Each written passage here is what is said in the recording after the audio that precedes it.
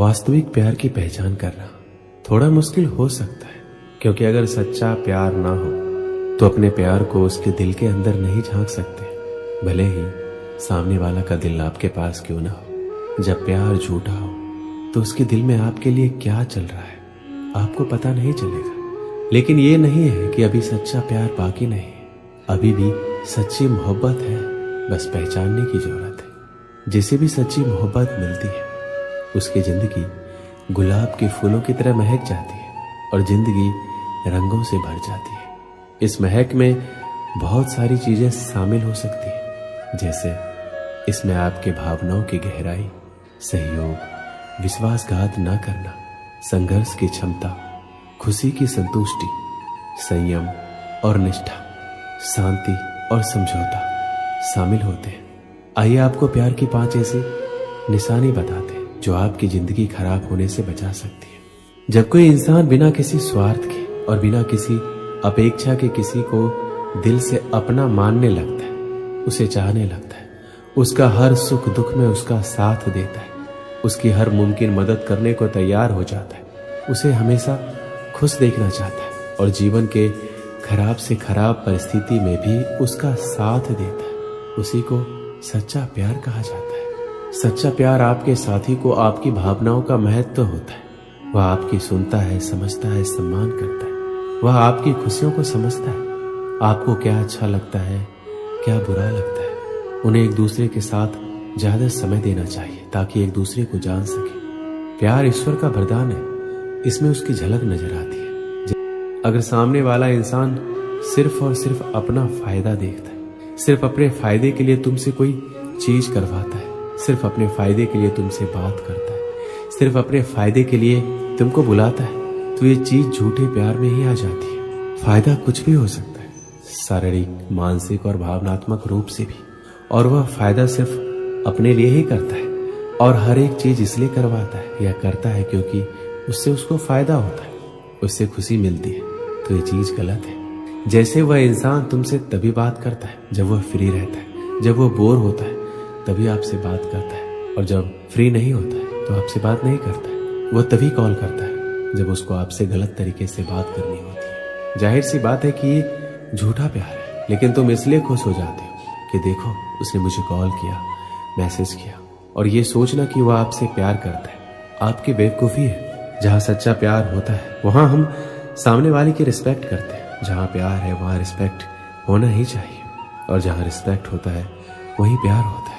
अगर दो लोग एक दूसरे से मोहब्बत करते हैं लेकिन एक दूसरे की रिस्पेक्ट नहीं करते तो वह प्यार नहीं है, चाहे तुम उसके लिए कुछ भी कर दो। लेकिन अगर रिस्पेक्ट नहीं करते हो तो ये बहुत ही बुरी चीज है। जहां पर सच्चाई रहेगी वहीं पर सच्चा प्यार भी होगा, जहां पर झूठ होगा वहां पर झूठा प्यार होगा, जहां पर सच्चा प्यार होगा वहां पर ज्यादातर हम एक दूसरे से सच बोलते हैं। लेकिन आज के समय में तुम किसी भी इंसान से ये उम्मीद मत रखना कि वह पूरी तरह से सच बोल रहा है। कोई इंसान सच्चा नहीं है, झूठ हर एक इंसान बोलता है, लेकिन यह निर्भर करता है कि वह कितना बड़ा और कितना छोटा झूठ बोलता है। उस इंसान से दूर रहना जो छोटी छोटी बातों पर झूठ बोल देता है। अगर सामने वाला इंसान आपसे छोटी सी बात पर झूठ बोल देता है तो उससे एकदम दूर रहना और उसका साथ तुरंत छोड़ दो। मैं आपसे ये नहीं कह रहा हूँ कि आप हर वक्त सच बोलो, और आप बोल भी नहीं सकते, कोई भी नहीं बोल सकता। जो इंसान छोटी छोटी बात पर झूठ बोल रहा हो, आपको ऐसे लोगों से दूर रहना है। सच्चा प्यार आपकी खुद से भी ज्यादा परवाह करता है और आपको अपनी जिंदगी में सबसे ज्यादा इज्जत देता है। सच्चा प्यार करने वाले गलती होने पर एक दूसरे पे इल्जाम नहीं देते। प्यार इस दुनिया का सबसे बेहतरीन एहसास है, और जब किसी इंसान को किसी से प्यार हो जाता है तो उसकी दुनिया ही बदल जाती है। वो मन ही मन उसे चाहने लगता है, उसकी खुशी में अपनी खुशी और उसके गम में अपना गम मानने लगता है। अगर कोई आपसे सच्चा प्यार करता है तो आप जैसे हो वैसे ही वो आपको स्वीकार करेगा। वो आपकी तुलना किसी और के साथ करके आपको नीचा दिखाने की कोशिश नहीं करेगा। आप में जो कमियां हैं या जो गलतियां आपसे हो रही है उसके बारे में वो आपसे खुलकर बात करेंगे और आपको सुधरने का मौका देंगे, ना कि आपकी कमियों और गलतियों की वजह से आपको छोड़ देंगे। अगर कोई आपसे सच्चा प्यार करता है तो वो आपको कंट्रोल में रखने की कोशिश नहीं करेंगे। वो आपके ऊपर किसी भी तरह का दबाव बनाने की कोशिश नहीं करेंगे। अगर वो आपसे सच्चा प्यार करते हैं तो वो आपके पीठ पीछे किसी के साथ आपकी बुराई नहीं करेंगे। आपसे सच्चा प्यार करने वाला इंसान हमेशा आपकी और आपके भावनाओं की कदर करेगा, आपकी हमेशा इज्जत करेगा, आपको सम्मान देगा। वो कभी आपको दुख नहीं पहुंचाएगा और आपकी भावनाओं को ठेस नहीं पहुंचाएगा। एक बार एक बहुत ही बड़ा नेता एक साधु के छोटे से आश्रम में गया। वह साधु के बारे में बहुत सुना था, तो उसके मन में आया कि मैं एक बार जाकर देखता हूँ कि लोग उसकी इतनी तारीफ क्यों करते हैं। जब वह उस आश्रम में गया तो वहां पर एक छोटा सा कमरा था जहां पर एक कालीन बिछा हुआ था। वहां पर कुछ लोग नीचे बैठे हुए थे और साधु जी सामने बैठे थे। कुछ सवाल जवाब चल रहा था। वह नेता उस आश्रम में आया और उस नेता के साथ में 4 बॉडीगार्ड भी थे और उसकी ये आदत थी कि जहां पर वह जाता था लोग अपनी जगह से खड़े हो जाते थे और उसकी तरफ देखते थे, हाथ जोड़ते थे और सर झुकाते थे। लेकिन यहाँ पर ऐसा कुछ भी नहीं हुआ। साधु व्यस्त होने के कारण उसकी तरफ देखा तक नहीं। तभी नेता को लगा कि ये मेरी बेइज्जती है और वह इस बात से गुस्सा हो गया। नेता ने थोड़े गुस्से से साधु की बात को बीच में काटते हुए कहा, मैं आपसे कुछ कहना चाहता हूँ। साधु ने उसकी तरफ देखा और बोला, आप थोड़ा रुकिए, पहले मैं इनके सवाल का जवाब दे दूं, उसके बाद मैं आपसे बात करता हूँ। तब तक आप अगर चाहे तो आप बैठ सकते हैं। बस साधु का इतना कहने की ही देरी थी। नेता का चेहरा गुस्से से लाल हो गया। फिर उसने अपना सारा गुस्सा साधु पर निकाल दिया। अभी तक वह नेता बहुत ही तमीज से आप कह के बात कर रहा था, लेकिन अब वह तू तड़ाक पर उतर है। नेता ने उस साधु को कहा, तुझे पता भी है मैं कौन हूं और तू किससे बात कर रहा है। साधु ने उसकी तरफ देखा और कहा, मुझे कोई फर्क नहीं पड़ता कि आप कौन हैं, लेकिन आप जो कोई भी हैं, अगर आप चाहते हैं कि मैं आपके सवाल का जवाब दूं या आपसे बात करूं तो आपको कुछ देर रुकना होगा।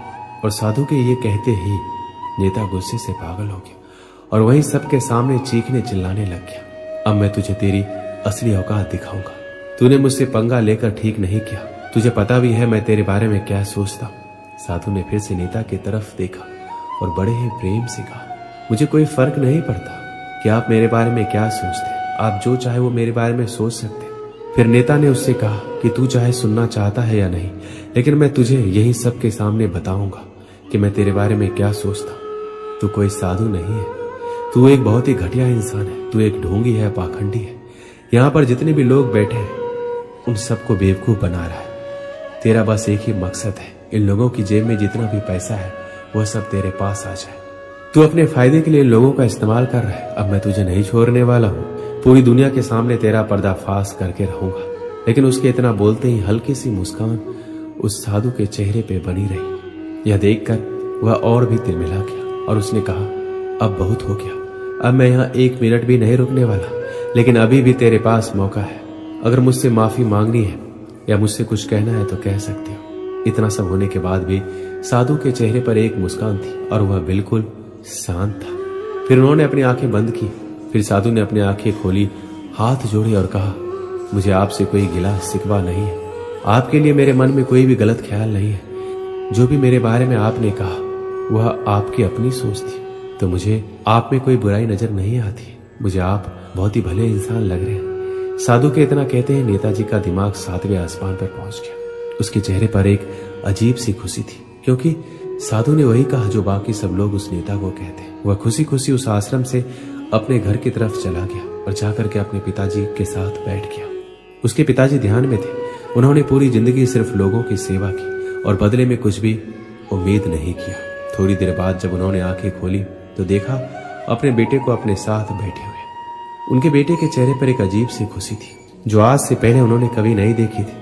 फिर उसने एक एक करके सब कुछ बताया कि आज क्या हुआ, किस तरह वह आश्रम गया और वहां पे क्या हुआ, उसने क्या कहा और साधु ने क्या कहा।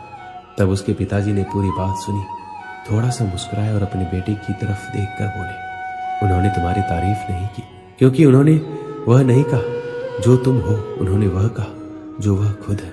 और तुमने जो कुछ भी कहा वह तुम खुद हो, ना कि वह। यही बात वेदों में भी कही गई है, यथा दृष्टि तथा सृष्टि। ये दुनिया तुम्हें वैसी नहीं दिखती जैसी ये दुनिया है, ये दुनिया वैसी दिखती है जैसे तुम खुद हो। जिसकी नजर जैसी है उसके लिए यह दुनिया वैसी ही है।